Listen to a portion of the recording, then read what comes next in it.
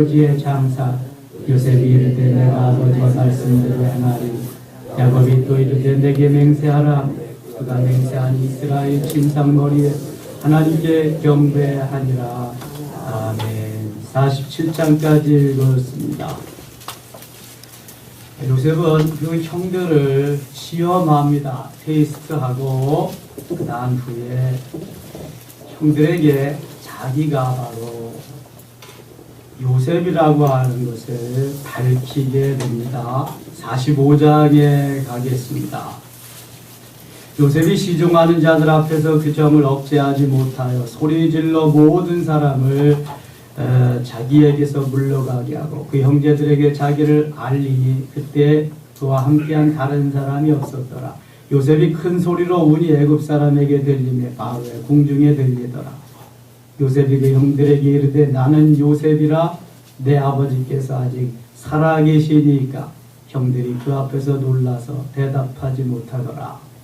지금까지 자기들을 시험하고 여러 가지 테스트를 해본 이 큰 나라 애굽의 총리가 자기들이 팔아먹은 동생 요셉이라고 하는 생각을 저들은 한 번도 해본 적이 없을 것입니다. 마음에 늘 그런 것은 있겠죠. 살았을까 죽었을까 어디에서 무엇을 할까. 배는 달라도 핏줄은 같은데 어떻게 그런 생각을 안 하겠습니까? 그런데 자기들이 양식을 구하러 왔는데 이 큰 나라의 총리 대신이 바로 자기들이 파는 동생이라고 하는 것을 들었을 때에 아마 믿겨지지가 않았을 겁니다. 놀라서 대답하지 못하더라 이렇게 표현하고 있습니다. 4절 요셉이 형들에게 이르되 내게로 가까이 오소서. 그들이 가까이 가니 이르되 나는 당신들의 아우 요셉이니 당신들이 애굽의 환자라. 5절 말씀 같이 읽겠습니다. 당신들이 나를 이곳에 팔았다고 해서 근심하지 마소서. 한탄하지 마소서. 하나님이 생명을 구원하시려고 나를 당신들보다 먼저 보내셨나이다. 아멘. 요셉이라고 밝혔을 때 형들에게 다가오는 감정은 어땠을까요? 야, 이제 죽었구나. 이제 우리가 이제 죽었구나. 그런 마음이 들었을 거예요. 그러나 요셉은 그런 감정 다 이제 사라지고 요셉의 마음에는 늘 하나님이 먼저입니다. 하나님이 내게 꿈을 꾸게 하시고 나를 훈련해서 나를 만드셔서 우리 가족을 구원하기 위해서 하나님이 나를 먼저 이곳에 보내셨다. 이게 다 하나님이 하신 일이라고 하는 넓은 마음, 깊은 마음, 주님의 마음을 소유하고 있었기에 형들이 두려워 떠는 그 마음을 녹여주고 진정시켜주고 품어줄 수 있었습니다. 여러분 이게 하나님의 사람입니다. 이게 그리스도인입니다. 눈에는 눈으로 이는 이로 세상에 율법적으로는 그것이 가능할지 모르지만 하나님은 우리에게 원하는 것이 바로 이런 삶이죠. 주님의 마음을 품고 주님의 사랑으로 살아가는 그런 것. 당신들이 나를 이곳에 팔았다고 해서 근심하지 마세요. 한탄하지 마세요. 하나님이 생명을 구원하시려고 나를 당신들보다 먼저 보내셨습니다.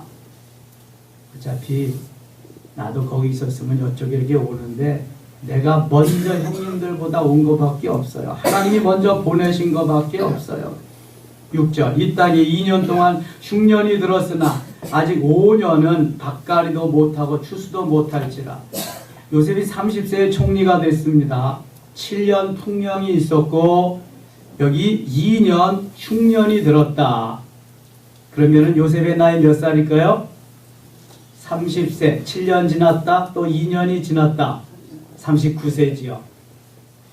요셉이 몇 살 때 꿈을 꾸고 팔려갔어요? 17살 때. 그럼 몇 년 지났습니까? 22년 지났습니다.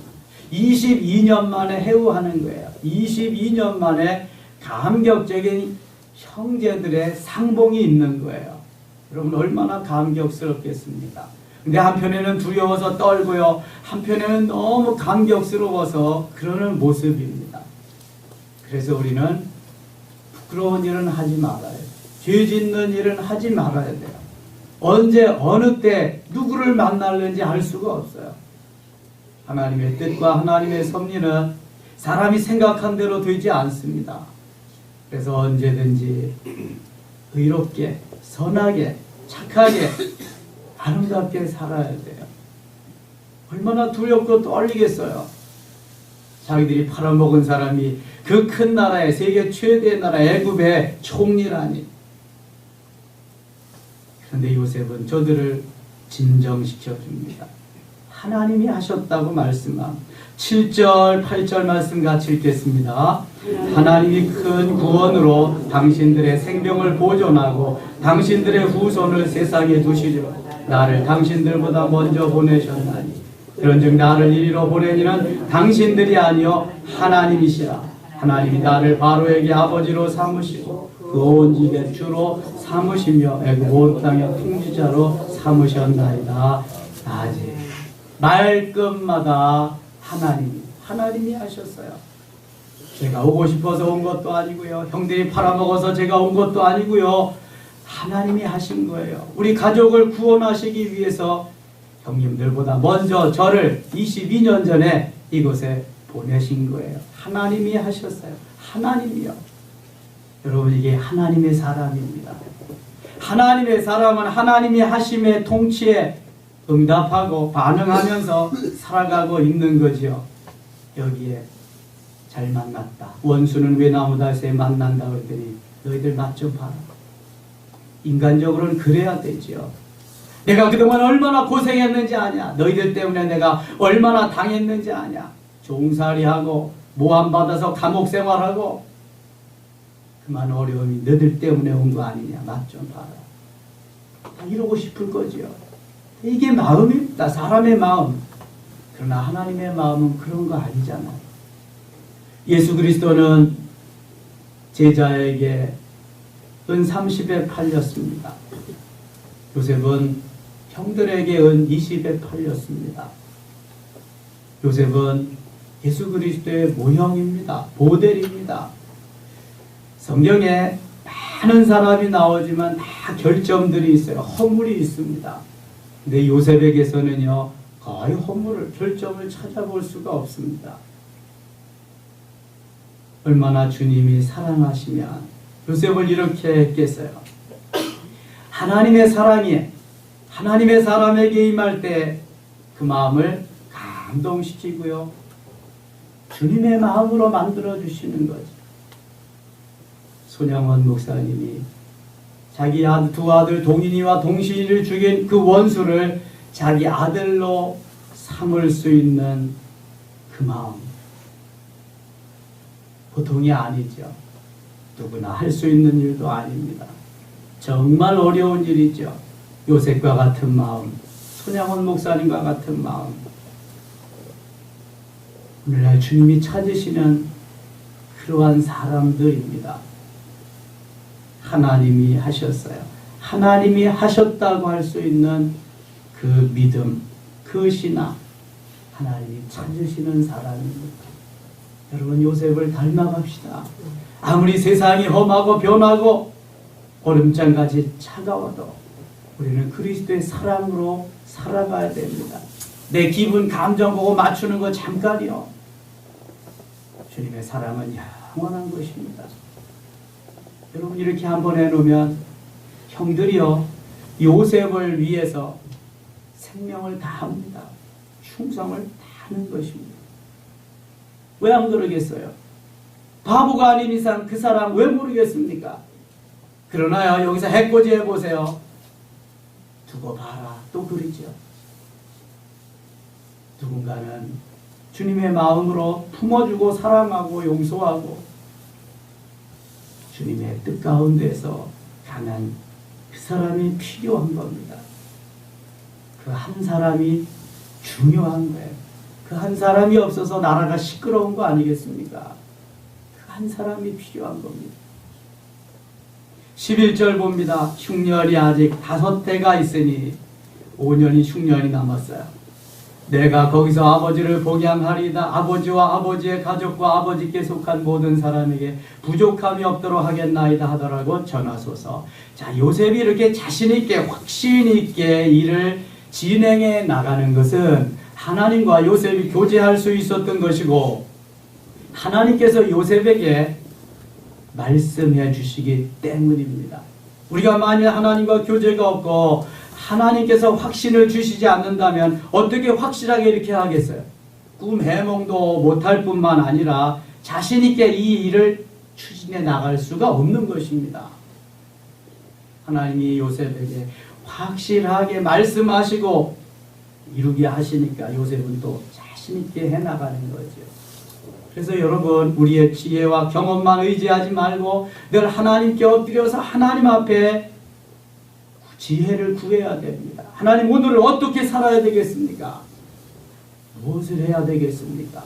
하나님이 주시는 말씀 속에서 하루하루 시간시간 순간순간 생활해 나가야 된다는 거죠. 그래야 승리할 수 있습니다.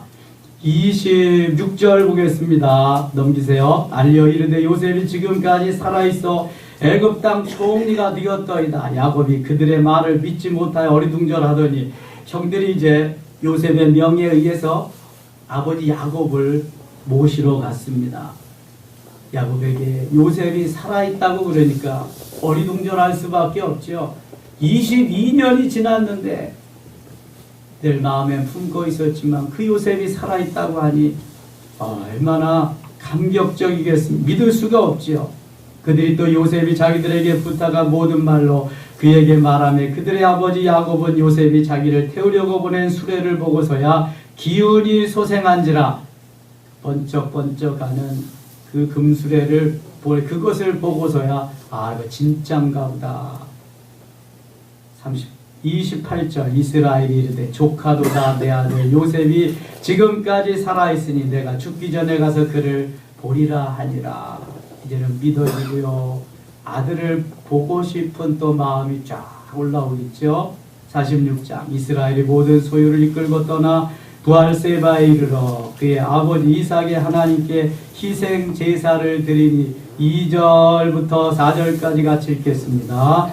그 밤에 하나님이 이상 중에 이스라엘에게 나타나 이르시되 야곱아 야곱아 하시는지라. 야곱이 이르되 내가 여기 있나이다 하며 하나님이 이르시되 나는 하나님이라 내 아버지의 하나님이니 애굽으로 내려가기를 두려워하지 말라. 내가 거기서 너로 큰 민족을 이루게 하리라. 내가 너와 함께 애굽으로 내려가겠고 반드시 너를 인도하여 다시 올라올 것이며 요셉이 그의 손으로 내 눈을 감기리라 하셨더라. 아멘. 아브라함의 하나님, 이삭의 하나님, 야곱의 하나님은 오늘 야곱에게 또 말씀하십니다. 야곱의 이상 중에 환상 중에 야곱아 야곱아 나는 네 하나님이다. 애굽으로 내려가기를 두려워하지 마라. 거기서 너는 큰 민족을 이루게 될 것이다. 그리고 내가 너와 애굽으로 같이 가겠다. 또 하나님이 같이 가시겠다는데 뭐 문제 있어요? 너를 인도하여 다시 올라올 것이며 요셉이 그의 손으로 내 눈을 감기리라. 나중에 그래서 요셉이 임종을 지켜보지요. 그리고 야곱의 유언에 따라서 야곱의 시체를 다시 가나안 땅으로 가지고 오는 것을 보게 됩니다. 여러분, 하나님은 어제나 오늘이나 내일이나 동일하신 분입니다. 더 좋게 하시는 하나님, 합력해서 선하게 하시는 하나님, 항상 복되게 하시는 하나님이 우리 아버지이십니다. 그것을 틀림없이 믿으셔야 돼요. 하나님 먼 데 계신 분도 아니고 우리를 어렵게 하시는 분이 아니에요. 가장 가까운 데 계시면서 더 좋게 하시는, 복되게 하시는 분이 하나님이십니다. 이제 가나안 땅에서 애굽에 도착한 이스라엘 후손이 몇 명이나 되냐? 27절 보겠습니다. 애굽에서 요셉이 낳은 아들은 2명이니 야곱의 집 사람으로 애굽에 이른 자가 모두 70명이었더라. 70명이 요셉의 때에 애굽으로 들어갑니다. 그리고 거기에서 430년 동안 애굽에서 사는 동안 장정만 60만이 됩니다. 장정만. 여인들과 아이들 합해서 200만 내지 300만을 이루게 됩니다. 70명이 들어가서 47장에 가겠습니다. 드디어 이제 애굽 땅에 야곱이 도착합니다. 요셉이 바로에게 가서 고하여 이르되 내 아버지와 내 형들과 그들의 양과 소와 모든 소유가 가나안 땅에서 와서 고센 땅에 있나이다 하고 그의 형들 중 5명을 택하여 바로에게 보이니 바로가 요셉의 형들에게 묻되 너희 생업이 무엇이냐. 그들이 바로에게 대답하되 종들을 목자하여온데 우리와 선조가 다 그러하니이다 하고 그들이 또 바로에게 구하 가나안 땅에 기근이 심하여 종들의 양떼를 칠 것이 없기로 종들이 이곳에 거류하고자 왔사오니 원하건대 종들로 고센 땅에 살게 하소서. 가나안 땅에 기근이 심했고요. 애굽 땅에도 마찬가지로 심했습니다. 그래서 애굽에 살던 사람들이 요셉에게 와서 양식을 사다가 다 먹고 살거든요. 돈이 떨어지니까 나중에는 농사 짓는 토지도 다 바꾸어 가지고 양식을 사 먹습니다. 요셉이 애굽 전체의 땅을 다 사가지고 바로에게 바칩니다. 모든 애굽 전역이 바로 왕의 땅덩어리가 된 거예요. 그러니까 바로는 가만히 있어서 요셉이 다 해주는 대로 온 천하가 다 자기 것이 됐어요. 애굽 땅이. 이 요셉에게 얼마나 더 잘해주기를 원하겠습니까? 이 요셉이 그렇게 했기 때문에 극진하게 요셉의 일에 요셉의 아버지를 환영합니다. 환대합니다. 6절 보세요. 5절 보세요. 5절 바로가 요셉에게 말하여 이르되 내 아버지와 형들이 내게 왔은즉 애굽 땅이 내 앞에 있으니 땅의 좋은 곳에 내 아버지의 네 형들이 거주하게 하되 그들이 고센 땅에 거주하고 그들 중에 능력 있는 자가 있거든 그들로 내 가축을 관리하게 하라. 좋은 땅을 주고 관리까지 맡깁니다. 요셉이 자기 아버지 야곱을 인도하여 바로 앞에 서게 하니 야곱이 바로에게 축복하며 바로가 야곱에게 묻되 네 나이가 얼마냐. 9절 같이 읽겠습니다. 야곱이 바로에게 이르되 내 나그네 길의 세월이 130년이니이다. 내 나이가 얼마 못되니 우리 조상의 나그네 길의 연조에 미치지 못하나 험악한 세월을 보냈나이다. 아멘. 내 나이, 내 연세 얼마 못되지만 험악한 세월을 보냈습니다. 이게 무슨 의미입니까? 형과 아버지를 속이고 축복권은 받고 장자권은 빼앗았지만 외삼촌 라반에게 속임을 당하고 10번이나 바꾸면서 또 아들들에게 속임을 당하고 수많은 그런 와중 속에서 130년의 세월을 보냈다는 거예요. 험악한 세월을 보냈다는 거예요. 여러분 험악한 세월을 보내지 마시고 이제 우리의 삶이 하나님이 인도하시는 그러한 대로 순종하면서 그렇게 쉽게 인생 고백을 할 수 있는 마무리가 되면 좋겠습니다. 험악한 세월보다는 순조로운 이삭과 같이 순조롭게 가는 삶이 훨씬 더 좋지 않습니까? 야곱의 삶이 드라마틱하긴 하지만 참 바람직하진 않은 것 같아요. 그렇죠? 하나님이 기뻐하시는 그러한 삶. 그런데 야곱은 이렇게 훈련하고 이렇게 만드셔서 사용하신다는 것을 또 말씀하는 거예요. 요셉은 요셉대로 훈련해서 요셉대로 만드시고 우리가 다 야곱이 될 수 없고요. 다 요셉이 될 수 없어요. 하나님은 나를 나되게 만드시는 훈련을 하시는 거예요. 내 경우에 합한 그러한 훈련을 시키셔서 만드셔서 일하기를 원하신단 말이죠. 20절 보겠습니다. 20절 그러므로 요셉이 애굽의 모든 토지를 다 사서 바로에게 바치니 애굽의 모든 사람들이 기근에 시달려 각기 토지를 팔았습니다. 땅이 바로의 소유가 되니라. 모두가 다 바로의 소유가 되었습니다. 27절 이스라엘 족속이 애굽 고센 땅에 거주하며 거기서 생업을 얻어 생육하고 번성하였더라. 28절 같이 읽을게요. 야곱이 애굽 땅에 17년을 거주하였으니 그의 나이가 147세라. 바로 왕 앞에 애굽에 도착해서 바로에게 섰을 때가 조금 아까 몇 세라고요? 130세. 여기서는 147세니까 애굽에 와서 몇 년 더 살았어요? 17년 더 살았어요. 하나님이 사랑하는 아들 요셉을 만나고 17년 동안이나 더 살게 해 주셨어요. 아브라함은 175세 살았습니다. 이삭은 180세 살았습니다. 그 아들 야곱은 147세 삽니다. 요셉은 110세까지 살죠. 하나님께서 우리 연한을 다 정해 두셨어요. 어떻게 살아야 될 것인가. 여기만 하나님이 기억하신 바 되면 멋있는 삶을 사십시다. 야곱과 같이 험난한 세상 살지 마시고 순절히 하나님 말씀에 순종하면서 선한 것은 이루면서 주의 뜻 이루면서 그렇게 사시면은요, 요셉과 같이 힘들어도 어려워도 힘들고 어렵다고 하지 아니하고 기쁨으로 감사하면서 순종하면서 주님의 마음, 주님의 심정, 주님의 심장으로 멋있는 삶을 살 수 있습니다. 선택은 우리가 하는 겁니다. 내가 야곱과 같은 삶을 살 것이냐 아니면 요셉과 같은 삶을 살 것이냐. 내가 선택해서 내가 가는 길을 주님이 인도하실 것입니다. 오늘 하루도 주님이 이끄시는 대로 순종하며 승리하는 하루 되실 수 있기를 원합니다. 19단지 스타 클래스 위해서 기도해 주시고요. 재활 훈련하고 있는 이수키 목사님께서 기도해 주시고 우리 모든 중보기도해야 될 분들 위해서 기도하며 하나님으로 아름답게 승리의 하루 될 수 있게 기도하기를 원합니다. 하나님 아버지 고맙습니다.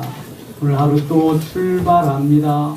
말씀하시고 깨닫게 하시며 야곱의 하나님, 요셉의 하나님, 시간 우리의 하나님이심을 믿습니다. 승리의 귀한 하루 되게 하여 주시옵소서. 예수님의 이름으로 기도드리옵나이다.